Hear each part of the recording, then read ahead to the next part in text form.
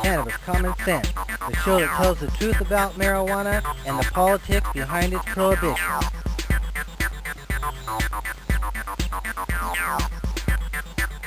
Hello and welcome to another exciting edition of Cannabis Common Sense.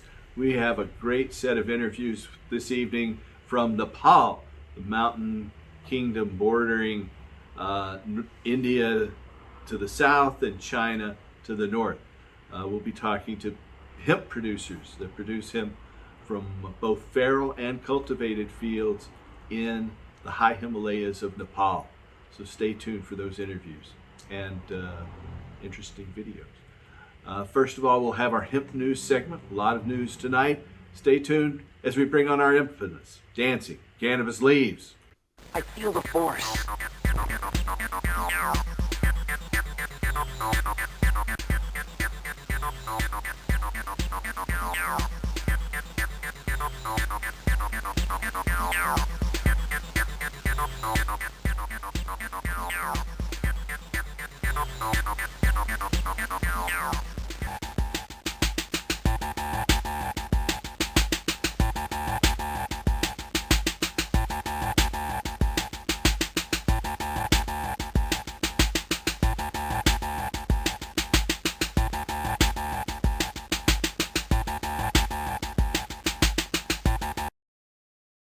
Our first story tonight is out of Washington, D.C.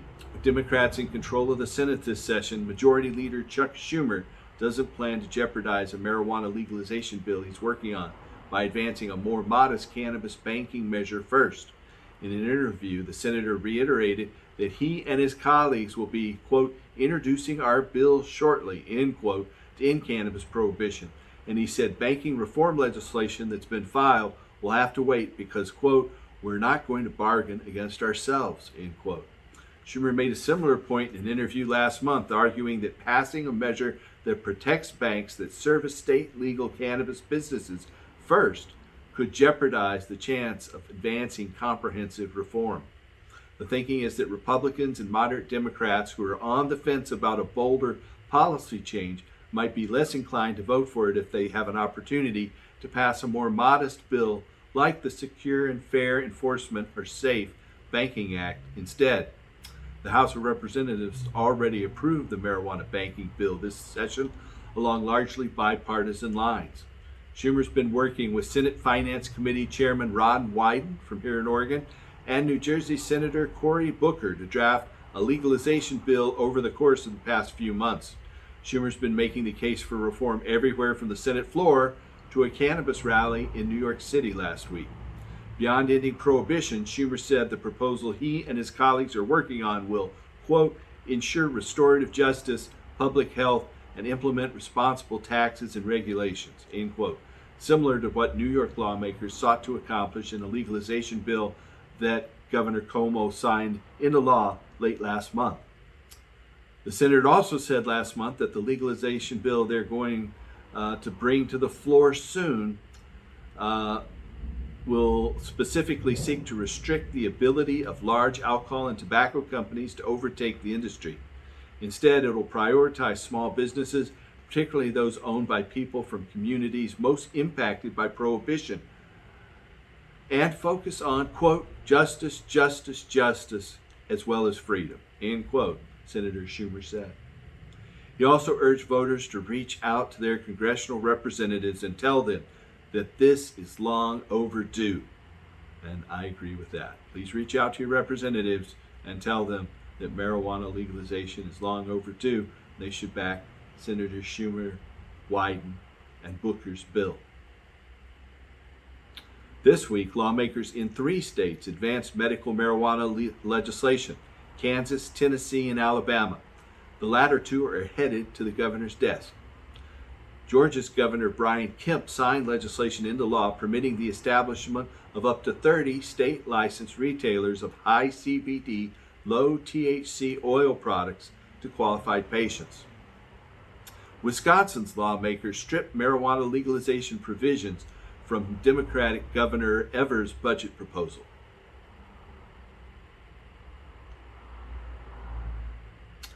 Representatives David Joyce and Don Young have introduced legislation to remove marijuana from the Federal Controlled Substances Act. These are Republicans, and thereby repeal the federal prohibition of cannabis, making states the primary regulators of the plant. The bill, entitled the Common Sense Cannabis Reform for Veterans, Small Businesses, and Medical Professionals Act, deschedules marijuana from the Controlled Substances Act and creates explicit safe harbors so that licensed cannabis businesses can bank with financial institutions. Other provisions in the measure allow veterans to access state legal marijuana programs, direct the National Institute of Health to facilitate more expansive research into cannabis and its effects, and direct the Food and Drug Administration, Alcohol and Tobacco Tax and Trade Bureaus, and the Department of Treasury to promulgate regulations pertaining to labeling and regulating cannabis in a manner that would, quote, be similar to alcohol, end quote. This act is unlikely to go forward, but we're reporting on it nonetheless. In Nebraska marijuana activists are wasting no time relaunching a campaign to put a medical cannabis legalization initiative before voters in 2022 after the legislature failed to pass a reform bill on Wednesday.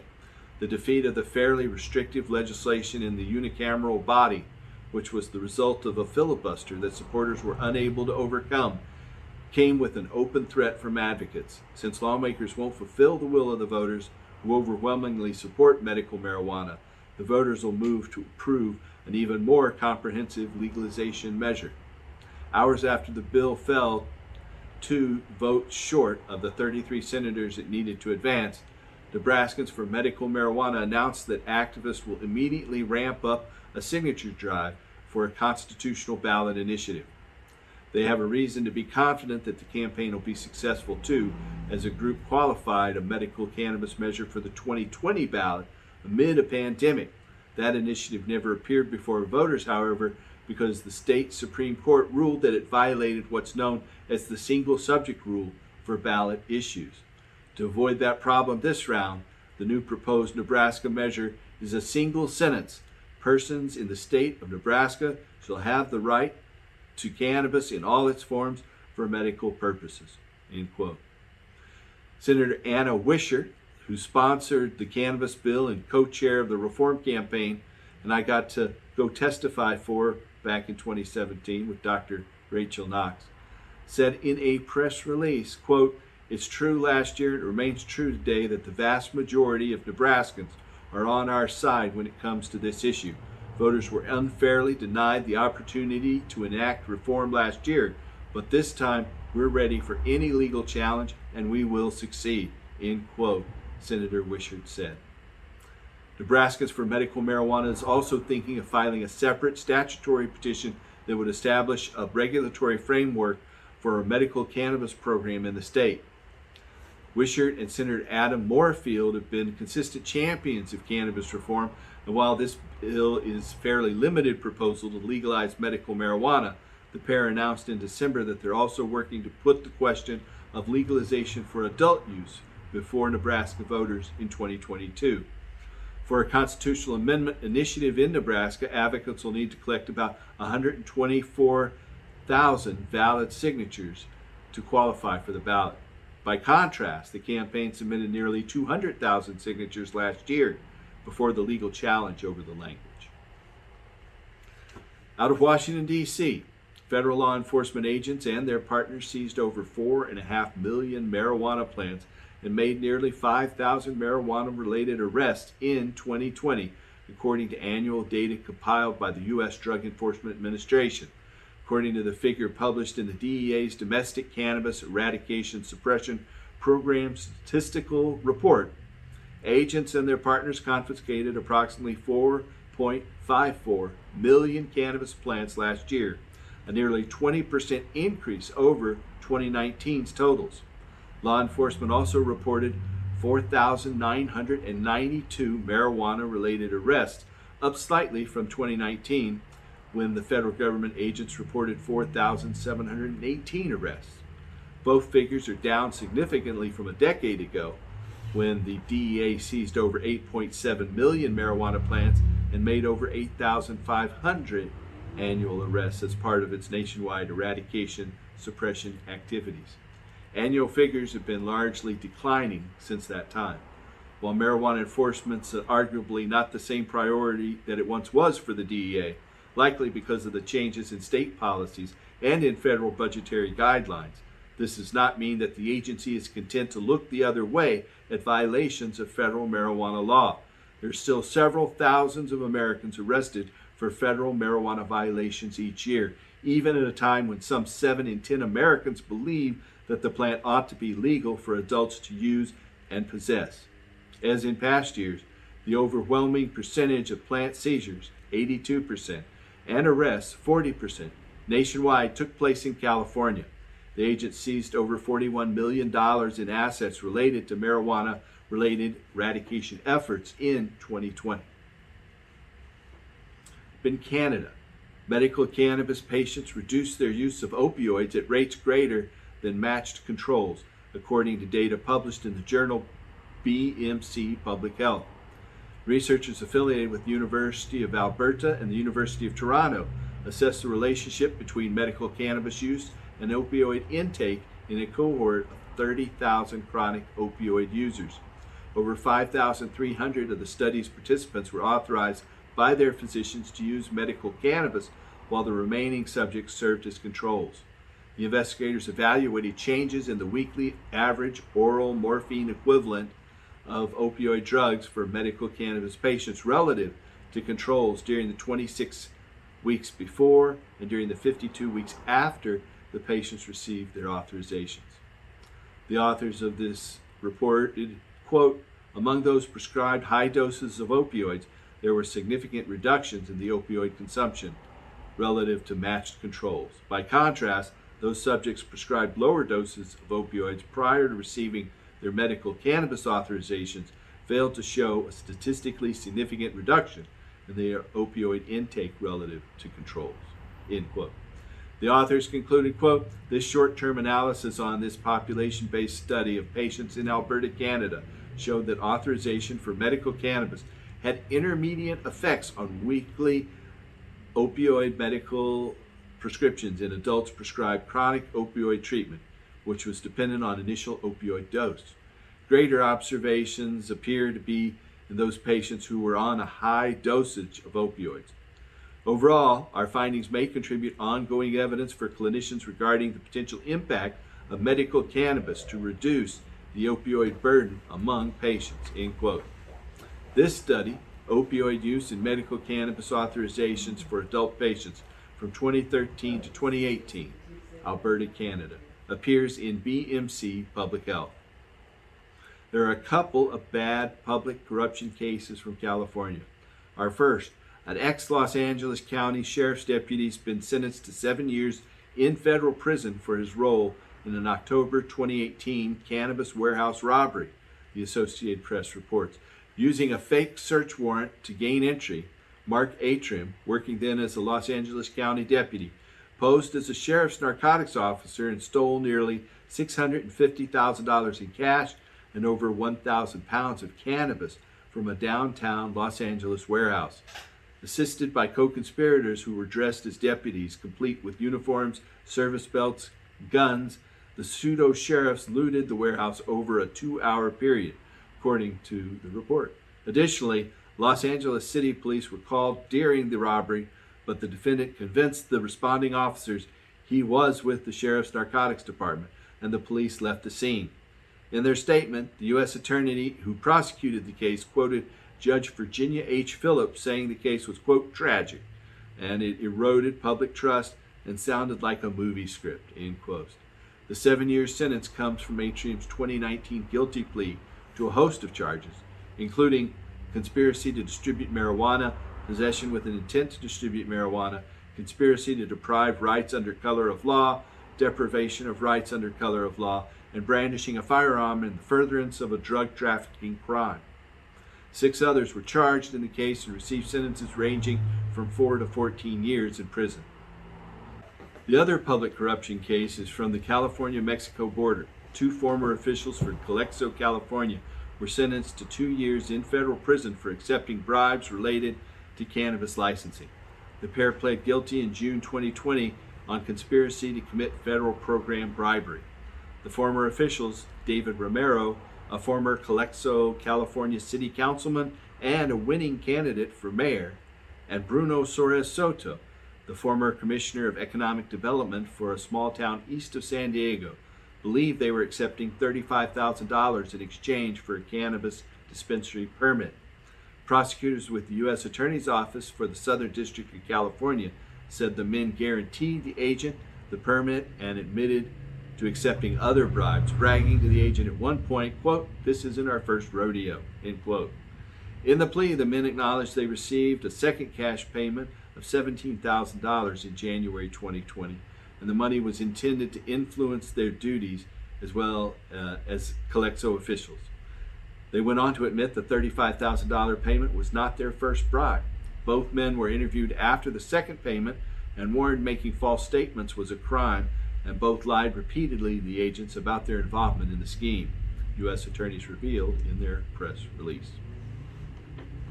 Here in Oregon, Dutchie, the Bend-based company that does cannabis technology, announced last month that it raised $200 million during a Series C funding, bringing the company's total value to $1.7 billion. The firm also announced it had acquired Greenbits and LeafLogix, enterprise research planning and point-of-sale software companies, for an undisclosed sum. The funding round was led by Tiger Global, along with new investors Dragoneer and DFJ Growth.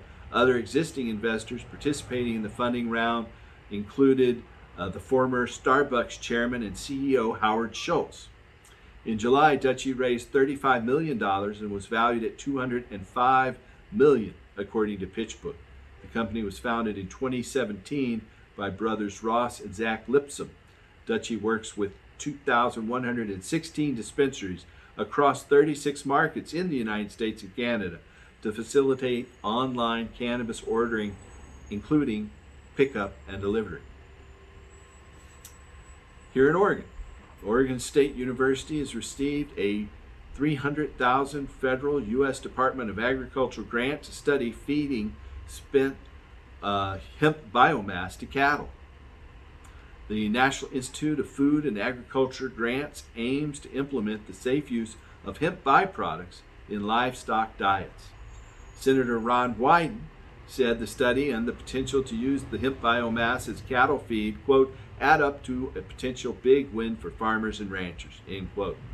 Wyden, in a press release, said, quote, this OSU research will help to continue building the case for federal approval of hemp biomass on cattle farms, making a natural connection between two signature Oregon products, livestock and hemp, end quote. Oregon's other senator, Jeff Merkley, noted that hemp is one of Oregon's, quote, fastest growing crops, end quote, and generates millions of dollars in revenue and reliable jobs in Oregon. Merkley said in a statement, quote, I'm looking forward to seeing the results of OSU's research into whether we can use spent hemp biomass as cattle feed, and will continue to work to secure the resources Oregonians need to keep leading the way for farmers across America, end quote. In a separate story, the Oregon Liquor Control Commission is moving forward with rulemaking on Delta 8 THC and other psychoactive hemp and cannabis products that currently fall outside of the agency's purview. Under the state's legalization law, the OLCC only regulates Delta 9. The rulemaking comes as Delta 8 products emerge in non-cannabis brick and mortar shops throughout the United States and on the internet. The cannabinoid can be derived from hemp. Paul Robinson, the OLCC Commission chair, said that the rule reforms were required because minors could go into the grocery stores and purchase the products. The OLCC rulemaking would only apply to the state's cannabis industry, and legislative action would be required to further regulate the compound. Steve Marks, the OLCC's executive director, said that the agency doesn't, quote, have sufficient authority over total THC in Oregon, end quote. He added that unregulated hemp in the state, quote, has no final product testing, end quote, and regulatory authorities can only test for Delta 9 in the field. Marks said, quote, until we get that, the ability to do final product testing to help get these things into the right markets where they're supposed to be, either in the unregulated hemp CBD market or into our market, it's going to be hard, end quote. I think it's overregulated, and we'd be better off with less regulations rather than more. The House General Government Committee is set to analyze the Delta 8 issue at a public hearing on Thursday and could consider legislation to allow product testing and labeling for all intoxicating THC products and only allow them to be sold at OLCC regulated retailers and ban the sale of Delta 9 products to minors. Last year, the Federal Drug Enforcement Administration published an addendum to the 2018 Farm Bill that attempts to clarify that all tetrahydrocannabinols, including Delta 8, are illegal under federal law. 2 weeks ago, Washington state regulators issued a policy statement that Delta 8 THC products are not legal under the state's cannabis regulations. Also up in Washington, Washington Governor Jay Inslee signed a bill on Monday to help more people of color open cannabis businesses in the state. HB 1443 was requested by the state's Social Equity and Cannabis Task Force and will offer grant funding and expert advice for individuals who've been convicted of a cannabis crime or live in an area disproportionately impacted by cannabis prohibition. According to the bill, the Washington State Liquor and Cannabis Board will draw on a pool of licensees subject to forfeiture, revocation, or cancellation. Licenses were never issued, but when issued will not exceed the license limit prior to January of 2020. And they'll be up for grabs for the qualifying social equity applicants. Additionally, the bill extends the final reporting dates to Social Equity and Cannabis Task Force until January 9th of 2022. The program is set to expire on July 1st of 2028. In Washington State, the Liquor and Cannabis Board data found that 82% of cannabis licensees who identified their race indicated they were a non-minority. In that same data, it revealed that 7% of cannabis business owners identified as Asian, 4% as multiracial, 3% as black, and only 2% said they were Hispanic in Washington State. In the Midwest, Wisconsin's Governor Tony Evers says he's tired of Illinois Governor J.P. Pritzker thanking him for the many Wisconsin residents who cross into Illinois to buy cannabis products and pay taxes to their neighboring state. The admission was shared during a video statement that Governor Evers released this week on Twitter. The governor has previously called for reforming the state's cannabis laws and even included legalization in cannabis tax revenues in his 2021-2022 budget proposals. However, the Republican legislature removed those. Additionally, the issue has popular support among both Democrat and Republican Wisconsinites, but the GOP-controlled legislature has so far failed to take action. Wisconsin's Governor Tony Evers says, frankly, I'm kind of tired of talking to the governor from Illinois. Whenever I get with him, he thanks me for having Wisconsinites cross the border to buy marijuana, end quote. The African nations, including Malawi and Zimbabwe, are looking to diversify their agricultural programs with cannabis as worldwide demand for tobacco diminishes. Malawi President Lazarus Chakwera said the nation needed to diversify and grow other crops like cannabis instead of tobacco, which he described as declining demand worldwide. Cannabis was legalized for industrial and medical use in Malawi last year. The forecast by Zimbabwean officials comes as the nation abolished a rule requiring co-ownership between government and private investors in the cultivation of cannabis for medicinal use, as officials seek to encourage the cultivation of what the country sees becoming the biggest cash crop. The agreement also allows investors to keep all their U.S. dollar proceeds from cannabis exports for 2 to 4 years, depending on whether the exported product is processed or raw. Under the current regime, exporters are only allowed to retain 60% of their foreign exchange earnings due to chronic shortages. Other nations in Africa that have passed cannabis law reforms include Zambia and Lesotho. Our last story tonight is from Montreal, Canada. The use of cannabis for medical purposes is commonly reported among Canadian patients with fibromyalgia, according to data published in the journal Clinical and Experimental Rheumatology. A team of researchers affiliated with McGill University in Montreal surveyed a cohort of 1,000 rheumatology patients. Among the 117 patients with fibromyalgia, 24% reported a history of cannabis use. By contrast, only 11% of non fibromyalgia patients reporting having used cannabis. Of those fibromyalgia patients with past cannabis experience, 61% classified themselves as current marijuana consumers, with many reporting experiencing, quote, substantial symptom relief from the substance, end quote.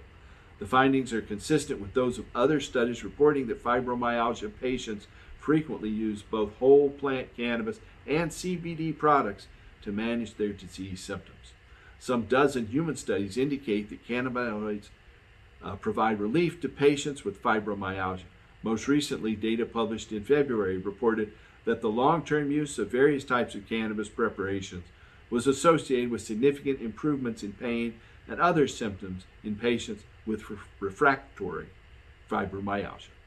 This study, use of cannabis, medical cannabis by patients with fibromyalgia in Canada after cannabis legalization, a cross-sectional study, appears in Clinical and Experimental Rheumatology.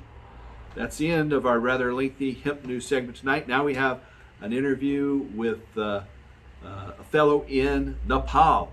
So stay tuned and help us restore hemp. Good night. Yes. I would like to introduce Ganesh Aidi.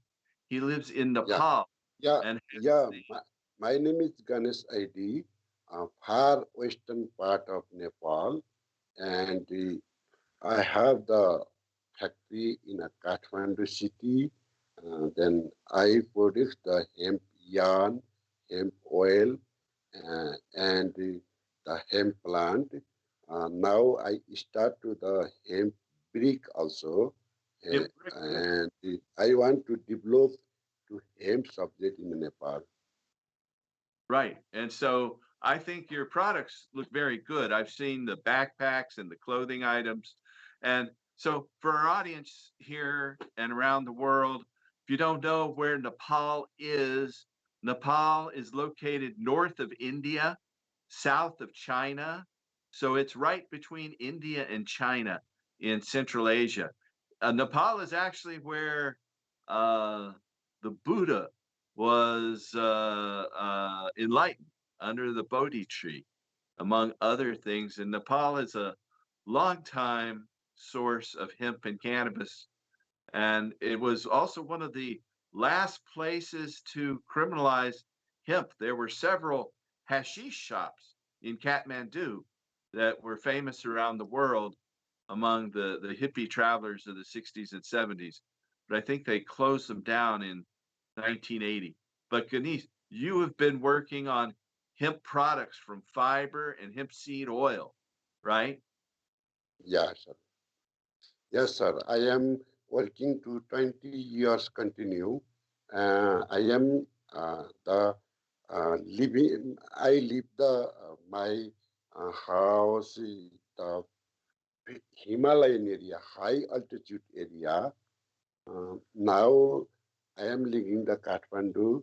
The almost hemp growing of Himalayan area. Almost hemp is organic hemp.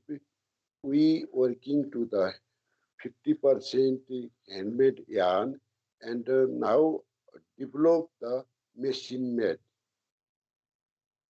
So hemp has been used in Nepal going back to prehistoric times, and it's been intricately involved in the culture there in Nepal. How do the public view hemp and cannabis in your country? Do they uh, are they acceptable to hemp, or do they have a stigma around the use of cannabis in Nepal? Yeah, the in Nepal almost hemp automatically growing the forest area. Uh, Around 80% automatically growing the forest area. Then only the local people, poor people collect the hemp, and 20% making the hemp field also.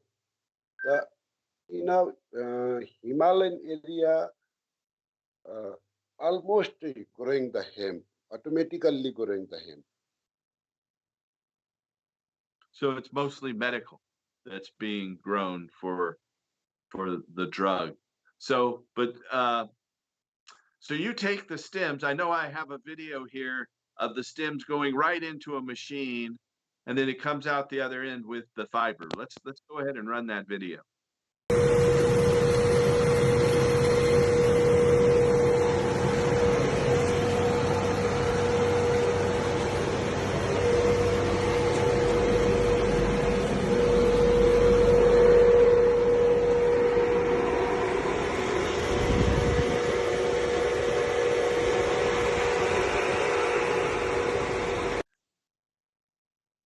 When you get hemp, do you get it directly from the farmers in India and Nepal, or is it all Nepalese?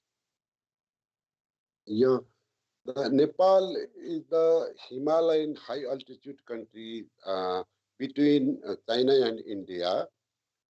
The almost Himalayan people, poor people, automatically growing hemp, then collect women group. We making the group per village, one group, one village, one group. Then collect the group, then group give our company, then we process in a Kathmandu city. I have the factory in a Kathmandu city. I see. I see. So, um, tell us about your different products that you have from hemp fiber and seed oil. Yeah, we product the hemp seed oil and hemp fiber and hemp wood block I see. and hemp paper also we produce. Just this year we start to the paper and hemp wood. The next year we want to the develop hemp yarn product. I see. Okay. Um, so can you tell me about the history of hemp in Nepal? The around 200 years ago start to the hemp. Uh, the village people collect the hemp, then handmade making the yarn, then handmade fabric, then wearing. Uh, to my father also working to this hemp subject, and I going to school this time. I am my almost a cloth to hemp cloth, the handmade cloth. Then I am interested how to develop like this. Then I working to continue 25 years, then developing. Now we making the one association, the hemp association in Nepal. I am president of the hemp association Nepal. Now working the 50% machine made and 50% handmade. We working now. I see. I see. So, um, if someone wants to reach you, what is the best way to contact you about your hemp business and products? I don't understand, sir. Oh, it's okay. If someone is interested in contacting you about your business and your products, what is the best way for them to contact you? Yeah, my website, my company website, hempbazarnepal.com, and my number um, plus 977 98511 5166. All right, all right. So is there anything else you'd like to tell us about your company or your products right now?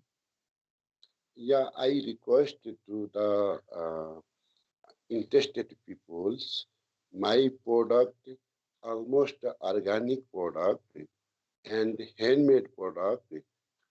And my product, I make the custom design, any quantity I provide all peoples. Uh, any peoples want to buy from me, I give the good uh, service and I give the good quantity and quality. Okay. Well, I want to thank you for coming on our show, Ganesh. Yeah. Um, and we'll have some more from your end on Nepal sometime soon. Uh, Thank you, sir. Thank you, sir. Welcome to Nepal. Anytime coming to Nepal, contact me. Maybe very happiness in a Nepal, easy area, Himalayan area. We are coming Nepal, very happiness. I would love to. We'll see someday. But thank you, sir. You have a good day Thank you, sir. or a Thank you. good. I am very happy. I am very happy with you because you contact me and you are just like advertising. Please, I request you advertising Nepali Hemp and my company, uh, helping the poor people. I want to help helping the poor people. Many thank you, sir. 1, 2, 3, go. Roll. So hello guys. So as you can see, this is the wild hemp from Nepal, From Himalaya. from the Himalayas. So you can see the mountains are shining bright. So what this is the raw stock, and this is the raw fiber. So what we can do with this fiber is we make yarn out of it, and from that yarn we make fabric, and from that fabric we make clothes, we make textiles that are very eco-friendly. And as you can see, this is the raw stock. So what from this stock, what we do is we make paper, we make ethanol oil, and we can also make plastic. So what makes this stock and this fiber different is this is all wildly grown in the land of the Himalayas. So this is all wild. We don't need to control the climate. We don't need to do anything in order for this to be grown. So 71% of land here in Nepal is very suitable and very favorable for this. What is heartbreaking is this was actually totally going for waste, and now what we are doing is we are turning that waste into treasure. And if you see the strength of this fiber, oh my god, yes. So I'm trying to get the power of Hercules in order to break this, but I cannot because I would need a scissor, and even Hercules would need it because this is ancient genetics. The roots are strong, and that roots are connected with our essence. So this is what we bring to the world, and with this what we do is we build the country. So this is our dream in order to create a sustainable and holistic world. So join with us today. Be a part of the revolution. Is one of the oldest and one of the most ancient places of this world. Life has been recorded to have existed since very ancient times. That is dated thousands of years back. And the history of cannabis is also recorded since back then. This is the land where Buddha was enlightened. And during his time of enlightenment, in the process, it has been said that he had survived only by eating hemp seeds. So, as we know, hemp seeds have very high nutritional value, and it is providing omega 3, 6, and 9. Similarly, like that, we still celebrate different kind of festivals like Holi and Shivaratri, where people they smoke cannabis and even hashish, and this is openly accepted. Why? Because we have got a god that smokes. Yes. So there is a story where the world was going through this turmoil and it was like the end of the world, and there was this demon that led the poison in the ocean.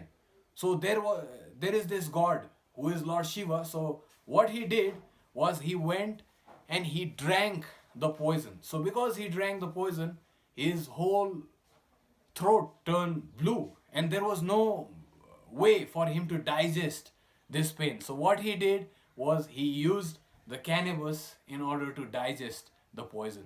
So similarly, like that, in today's time, this ancient wisdom is coming back to us, and through this ancient land we present this knowledge to you that brings us hope, that brings us light, and that guides us, because the way that we have been following is not so sustainable. There are different kind of environmental problems that we are facing today. So all these problems have a solution still, and hemp is the solution. It is still the hope, and there are more than 20,000 products that we can make out of this plant.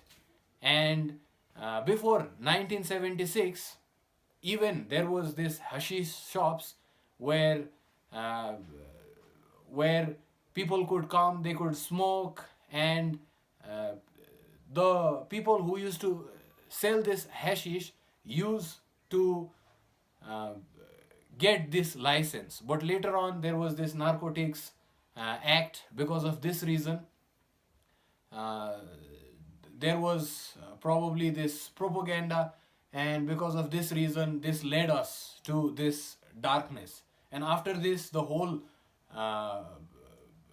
culture, the whole people started to see this as a drug, and still we are facing this stigma. But now there has started to be this awareness. People have started to realize, because there are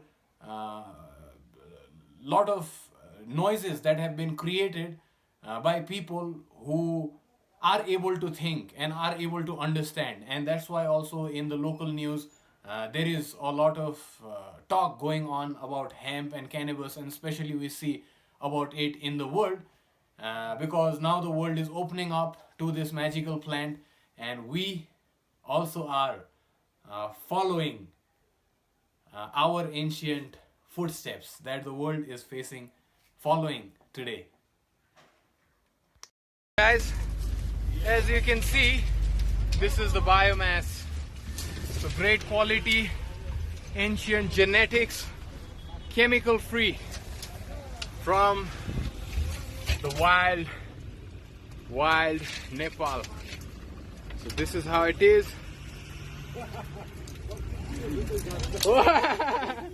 And this is the fiber.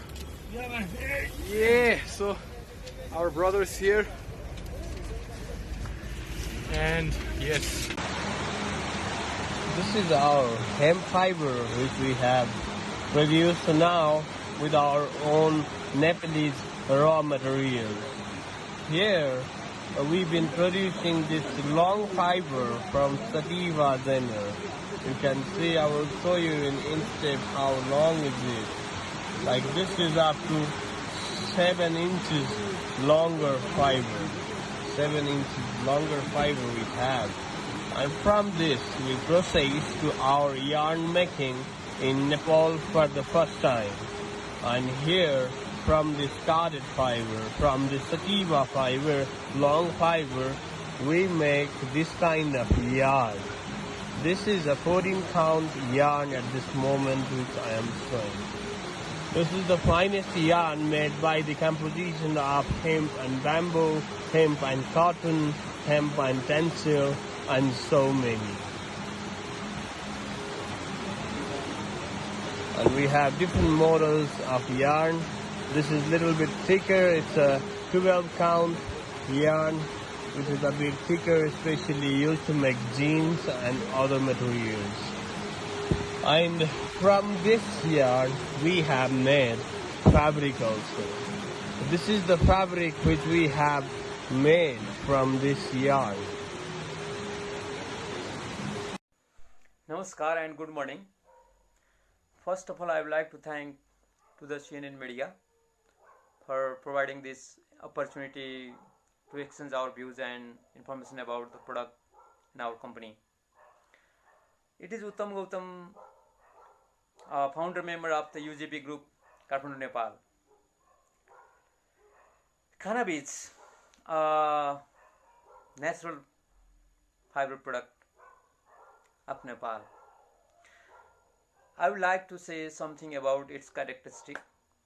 It is a virgin product of Nepal, a product which is not use any pesticide, any chemicals for its grown up, and it is a naturally grown up product, and it is the product at the grown up in the altitude of 1,200 meter to up like 6,000-7,000 meter from the sea level in Nepal.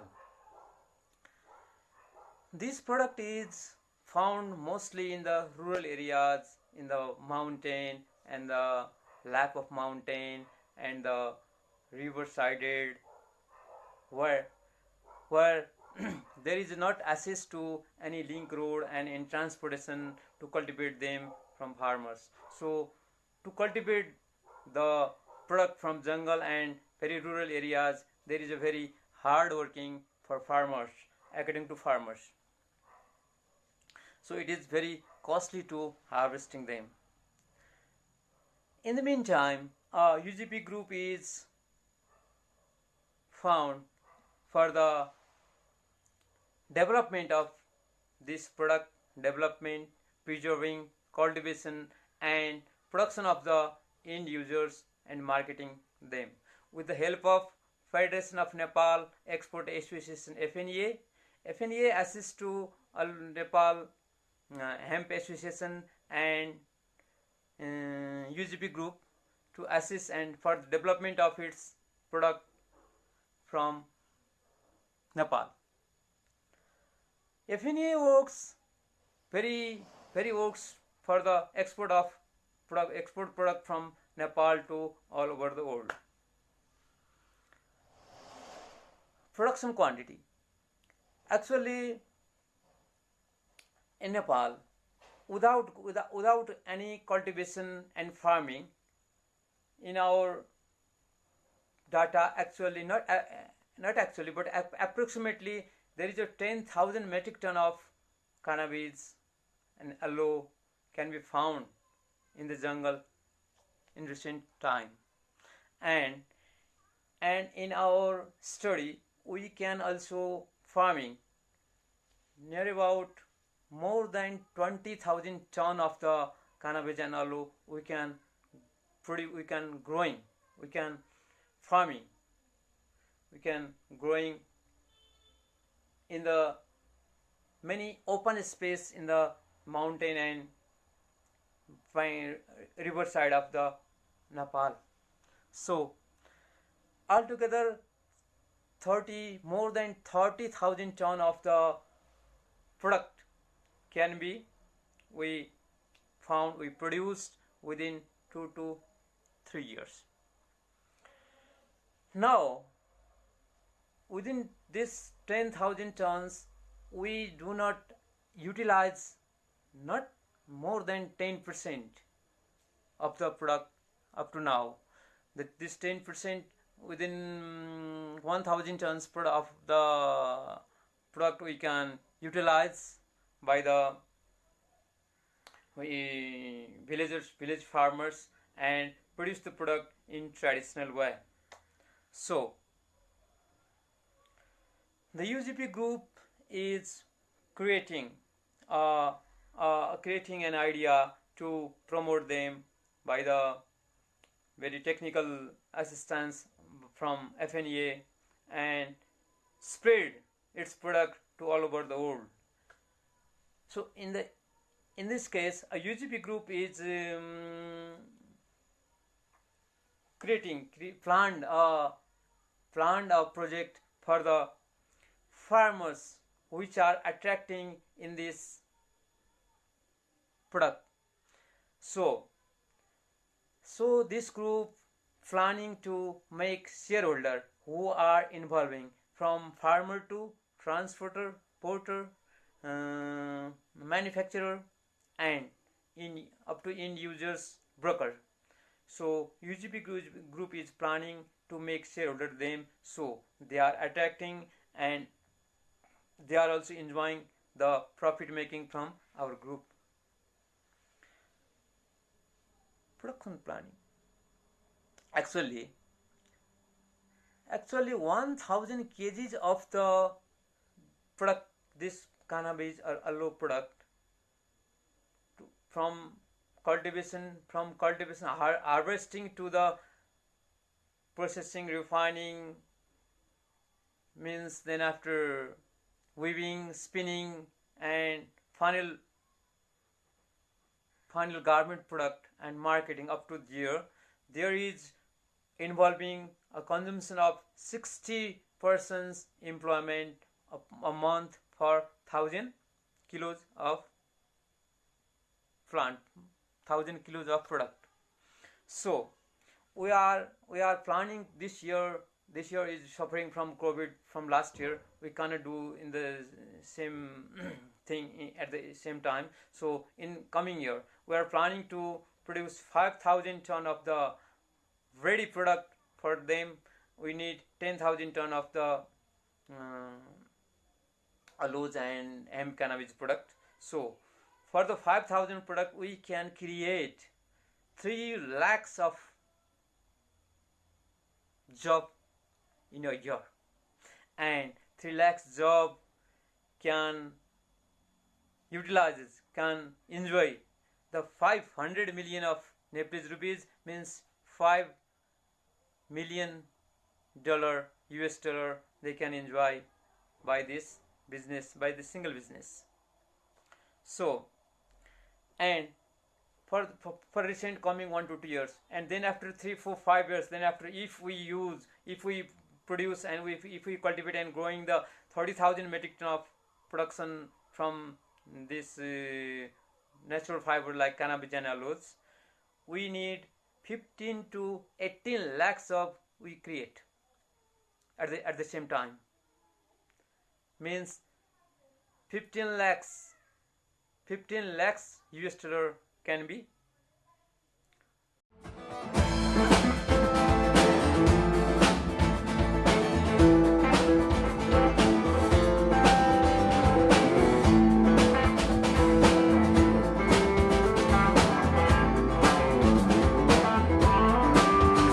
I wanna tell y'all a little bit about a plant I know that can save the world. The girls mornings all the hairstyles that can make your heart swirl. It's a funky plant with a fiber that is resistant to rain and mold. It's the strongest plant fiber known to man, the best rope you'll ever hold. We're the pioneers coming up the weapon trains with a canvas made of hemp. Washington and Jefferson, they grew on that farm and said to make the most of it. The first stars and stripes were sown from him, the first Constitution too. Around the world for food, fiber, medicine, and fuel. And if we bring the seeds, we won't have no need for any other oil. We can make paints and inks, run our cars, put it back next season. It'll raise the soil, the most nutritious seed we can put in our mouth. With omega-6 and 3, we can feed the world with the tree of life and live sustainably. But if we cut down all the trees, we won't have no air free. We'll grow fields of hemp instead. We can make our paper, build a house from it. Guys might go wild and free, living the way that we ought to be. So leaving our children a better world than my ancestors left me. Whoa, whoa. La la la la la la la la la. Whoa, whoa.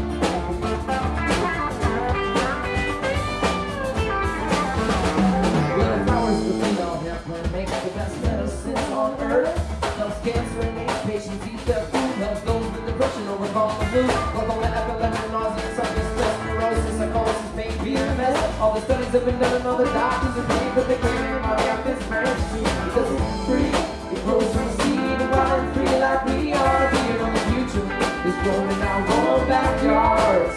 But if we cut down all the trees, we won't have nowhere to breathe. We'll grow fields and hemp instead. Can't make our kids from the house on it.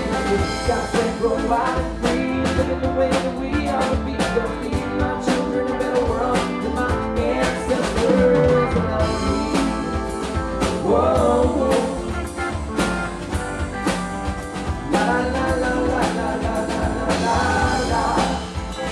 Whoa, whoa.